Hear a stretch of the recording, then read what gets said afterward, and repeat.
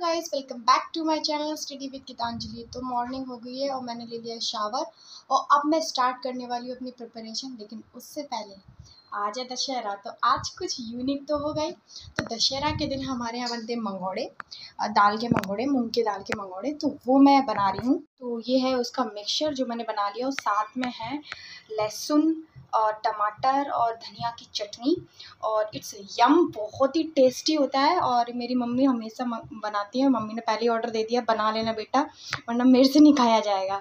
तो बस oil hot हो रहा है, तेल गरम हो रहा है और फिर इसको खा के फिर स्टार्ट करते हैं अपनी प्रिपरेशन। तो आज की प्रिपरेशन सबसे पहले मैं स्टार्ट करूँगी जो क्वेश्चन पेपर है उसको एनालाइज करके। मैं क्वेश्चन पेपर का टेस्ट देने वाली हूँ और उसको स्टार्ट करूँगी क्योंकि प्रीलिम से पहले कम से कम 100 मॉक टेस्ट तो देने ही पड़ेंगे, इससे तभी कुछ हो पाता है। तो बस तो स्टार्ट करते हैं अपना प्रीलिम्स का मॉक, उसके बाद करेंगे न्यूज़पेपर। तो चलिए बना लेती हूँ, फिर मिलते हैं। हेलो गाइस, सो मैंने अभी एक केस स्टडी लिखी हुई है, ठीक है। तो केस स्टडी इसके ऊपर थी कि मैं एक पहले पीएसयू का फाइनेंस मैनेजर रहा हूँ और अभी मैं प्रेजेंट कंपनी में हायर्ड किया गया हूँ फॉर अ फाइनेंस हेड। तो उसमें एक बिडिंग प्रोसेस होनी है उस पीएसयू के साथ। तो इसमें मुझे चूज़ करना है कि मैं क्या अपने जो कोर्स है वो लूँगा फॉर द बिडिंग प्रोसेस। क्या मैं रिज़ाइन कर दूँगा, क्या मैं उसमें पार्टिसिपेट करूँगा, क्या मैं इस प्रोसेस को इन कॉम्पिटिटिव बनाऊँगा। तो उसी के ऊपर मैंने केस स्टडी लिखी हुई है, ठीक है।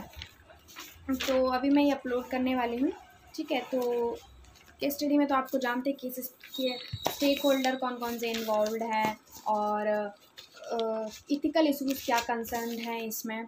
तो ये सारी चीज़ें रहती हैं। तो स्टार्ट किए हैं अभी लिखना और तो देखते हैं इम्प्रूवमेंट क्या आता है, but let's see how it goes. चलिए, तो देखिए मैंने इस तरीके की लिखी है। तो यहाँ पे मैंने इथिकल इश्यूज़ हाईलाइट किए हैं, ठीक है। और यहाँ पे मैंने स्टेक होल्डर्स हाईलाइट किए हैं। देयर आफ्टर उसके बाद ये मैंने जो कोर्स फॉलो करूँगी मैंने वो लिखा हुआ है पूरा। देयर आफ्टर यहाँ पे जो मुझ पे स्टेप्स बताए गए थे तो उसमें मैं क्या मेरिट और डिमेरिट है वो है, मैंने ये लिखा है। चलो देखते हैं। तो ये मैं आपको दिखा रही हूँ अपना पौधा जो मैं एक लेके आई थी, और ये देख लीजिए कितना बड़ा हो गया है और कितना फ्रेश फील कर रहा है ये, और मुझे भी फ्रेश फील करवा रहा है और बहुत प्यारा लग रहा है। तो अभी मैंने जस्ट फिनिशअप किया है अपना न्यूज़पेपर।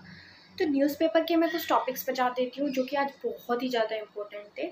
तो ओपेक और ओपेक प्लस क्या होती है, ओपेक क्या है, ओपेक में कितनी कंट्रीज आती हैं, ठीक है। तो ये इसके ऊपर एक आर्टिकल था। और ओपेक प्लस कौन सी कंट्रीज आती हैं, क्या वो ओपेक का पार्ट होती है कि नहीं होती हैं, और उसमें कौन सी मेंबर कंट्रीज हैं।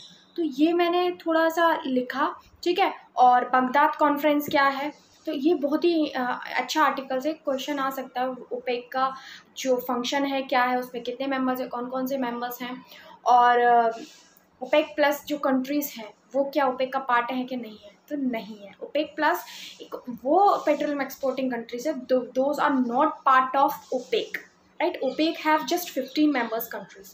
तो ये मैंने पूरा किया और ये देखिए इस तरीके से मैंने मैपिंग भी करी है, ठीक है। तो मैपिंग मुझे थोड़ा उसको मेमोराइज करने में बहुत हेल्प करता है because I am good at mapping, so I do that much, ठीक है। तो ये चीज़ थी, ठीक है। और उसके बाद मैंने आज एक दो आर्टिकल थे ऑन इकोनॉमी, और एक आर्टिकल था हमारा आरबीआई की जो डिलेमा है, दैट इज़ ट्रिलेमा बोल लो।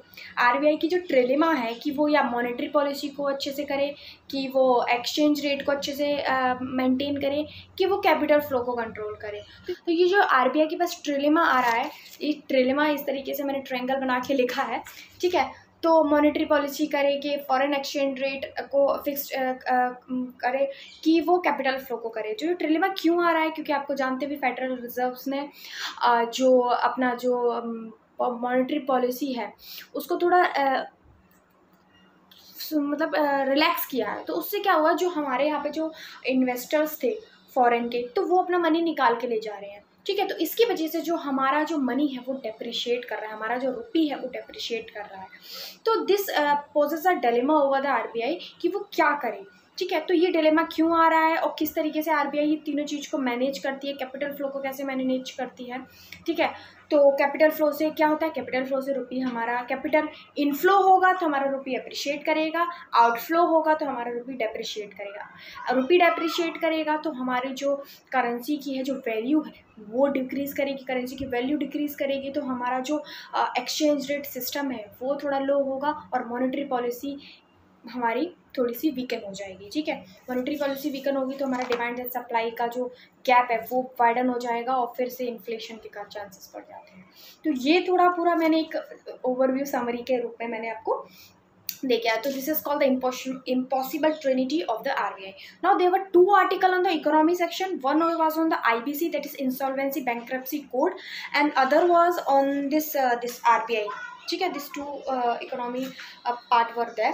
तो IBC का जो कोड है 2016 में इंसॉल्वेंसी कोड आया, तो उसके क्या मेरिट्स एंड डीमेरिट्स है वो बस थे, और थोड़े से एक पॉइंट था कि हमारे यहाँ पे कितना huge piling up of insolvency and bankruptcy code हो रहा है, कि कितना huge piling up of NPAs हो रहा है।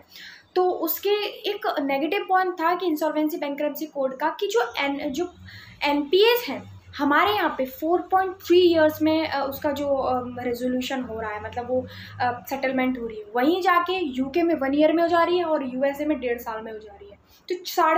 तो मतलब 4.3 अप्रॉक्स 4.5 साल ले लो। ठीक है, और जो फाइनेंशियल ईयर 2022 में है 772 डेज लगे to resolve cases involving company that owned more than 1000 crore, मतलब कि 772 डेज, मतलब कि 2 साल लगा लो, अप्रॉक्स 2 साल से भी ज़्यादा लगा लो, इतने डेज लग गए कि जो 1000 करोड़ से ज़्यादा जिनके पास टर्नओवर था जिन कंपनीज का, उनके केसेस को रिजॉल्व करने के लिए।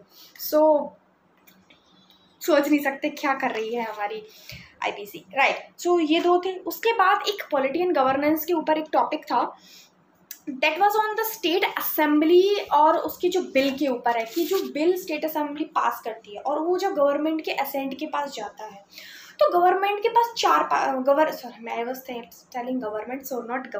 गवर्नर, ठीक है। So governor has 4 powers, to give assent to the bill, to withhold assent to the bill, to send a bill for reconsideration, और just keep the bill for the president approval. तो इन चारों में president की क्या क्या powers हैं वो बताई गई हैं। असेंट दे देगा तो कोई प्रॉब्लम नहीं है। सेकंड में अगर वो अपनी असेंट रिकंसिडरेशन के लिए बिल भेजेगा असेंबली को, तो असेंबली अगर सेकंड टाइम भी पास कर देती है तो वो गवर्नर को उसको इसमें असेंट देनी ही होगी। ये प्रेसिडेंट भी यही करता है कि सेकंड टाइम पास हो गया तो उसको भी असेंट देनी ही पड़ती है। थर्ड जो पावर है और जो फोर्थ पावर है, पहली है कि प्रेसिडेंट के लिए, अगर फोर्थ वाला वो देखते हैं पहले, कि अगर प्रेसिडेंट के लिए रख दिया, कि प्रेसिडेंट के लिए असेंट के लिए रख दिया, तो वो कब रख सकता है? वो तभी रख सकता है प्रेसिडेंट की असेंट के लिए जब उसको लगे कि ये जो बिल पास हो रहा है उससे जो हाई कोर्ट है उसकी पावर वीकन हो जाएगी या फिर विटले हो जाएगी, तभी वो प्रेसिडेंट के असेंट के लिए रख सकता है। ये ऑलरेडी डिफाइंड किया गया है इस वाले में। Now the third point comes withholding the assent to the bill, right? withholding assent to the bill की कोई भी क्राइटेरिया डिफाइन नहीं करी गई थी कि क्यों कब वो withholding assent to the bill रख सकता है, but the courts have described that। Court ने जो Rameshwar Prasad versus Union of India case में ये डिफाइंड किया गया है कि आप विथहोल्ड असेंट कर रहे हो, करो, लेकिन उसमें आपको रीजन देना पड़ेगा why you are withholding the assent to the bill, and that reason जो आप रीजन दे रहे हो वो कोर्ट्स उसको वैलिडेट कर सकते हैं, उसमें एक्शन ले सकते हैं कि आपका रीजन सही था कि नहीं था। अगर रीजन आपका मैलिफाइड है, मतलब गलत रीजन दिया गया, कोर्ट को पता वो as part of the constitution नहीं था, वो सही रीजन नहीं था, तो वो कोर्ट अनकॉन्स्टिट्यूशनल घोषित कर सकता है। तो कोर्ट ने कहा कि जो गवर्नर के पास पावर होती है आर्टिकल 361 के तहत कि गवर्नर इंजॉय करता है इम्यूनिटी की, वो उसके अगेंस्ट कोई कोर्ट प्रोसीडिंग्स नहीं हो सकती। इसका मतलब ये नहीं है कि जो उसके एक्शंस है उसके अगेंस्ट कोर्ट कोई उसको कोर्ट वैलिडेट नहीं कर सकता है। तो ये उन्होंने किस में कहा था? Rameshwar Prasad versus Union of India case में बोला था। So let me describe you the exact line what the court has stated. So I have written that line. The court held that immunity granted by Article 361 Clause 1 does not, however, take away the power of court to examine the validity of action, including the ground of malafide given in that withholding the assent to the plea. So this was the line stated by court, और यही था. तो आज के articles कुछ यही थे. और एक जो सिटी मैनेजमेंट के ऊपर आर्टिकल था कि जो सिटी मैनेजमेंट होता है उसमें जो हम ये देखते हैं कि जो 65% जो सिटीज़ हैं, ठीक है, सिटी मैनेजमेंट अथॉरिटी है, उनके पास मास्टर प्लान ही नहीं है प्रिपेयर कि वो किसी सिटी को किस तरीके, और लेकिन प्लानिंग एक बहुत इंपॉर्टेंट एस्पेक्ट हो जाता है किसी भी मैनेजमेंट के लिए. तो जो सिटी मैनेजमेंट अथॉरिटी है उसके पास मास्टर प्लान नहीं है, और जिन सिटी अथॉरिटीज़ के पास मास्टर प्लान नहीं है तो उनके पास बैकिंग नहीं है, स्टैट्यूटरी बैकिंग नहीं है, क्योंकि जो मास्टर प्लान प्रिपेयर करने की बैकिंग है वो गवर्नमेंट के पास होती है, स्टेट गवर्नमेंट के पास होती है. और अब स्टेट गवर्नमेंट हर एक सिटी के लिए मास्टर प्लान तो प्रिपेयर करने बैठेंगे नहीं, जो इंपॉर्टेंट होते हैं उनके लिए कर लेती हैं. तो यही एक नेगेटिव पॉइंट बन रहा है कि उनके पास पावर नहीं रहती. तो जो वो मास्टर प्लान अगर मान लो ड्रेनेज के रिलेटेड, फ्लड कंट्रोल के रिलेटेड प्रिपेयर भी करते हैं, वो जस्ट रिकमेंडरी मेजर्स रह जाते हैं, वो एक तरीके से स्टैट्यूटरी मेजर्स नहीं बन पाते हैं, और जिसकी वजह से वो रेगुलेट नहीं कर पाते, कंट्रोल नहीं कर पाते, और सिटी मैनेजमेंट थोड़ा वीकन हो जाता है. तो यही बताया गया था. और इसमें एक एग्जांपल भी दिया गया था कि मुंबई का जो मुंबई है, जो अहमदाबाद है, जो I think Aurangabad was there, और नागपुर वाज देयर. सो इन्होंने बहुत अच्छी मास्टर प्लान ली हैं, जिसमें उन्होंने क्लाइमेट एक्शन को भी, क्लाइमेट एक्शन टारगेट्स को भी, नेट जीरो टारगेट को भी, और जो इन्वायरमेंट है, फ्लड कंट्रोल, ड्रेनेज कंट्रोल, इस सभी जो एस्पेक्ट को अपने मास्टर प्लान्स में इंक्लूड किया है, सिटी मैनेजमेंट प्लान में इंक्लूड किया है, जिससे कि one of the best example बन जाते हैं सिटी मैनेजमेंट के रिलेटेड. ठीक है, तो ये सारे आर्टिकल्स थे. चलिए फिर स्टार्ट करते हैं. बहुत बड़ा हो गया, 9 मिनट का टॉपिक हो गया. आप लोग सोच रहे होंगे बहुत ज़्यादा भाषण दे रही है, बट जस्ट एक ओवरव्यू था कि इस तरीके से आप अगर प्रिपेयर करेंगे, you can use this in your mains answer writing, and also अगर कोई इसके ऊपर कोई प्रीलिम्स का टॉपिक आता है तो उसमें भी आप इसको यूज़ कर सकते हैं. अगर आपको ये नहीं अच्छा लगा तो आप स्किप कर दीजिए. ठीक है, कोई नहीं, आगे क्या चलते हैं.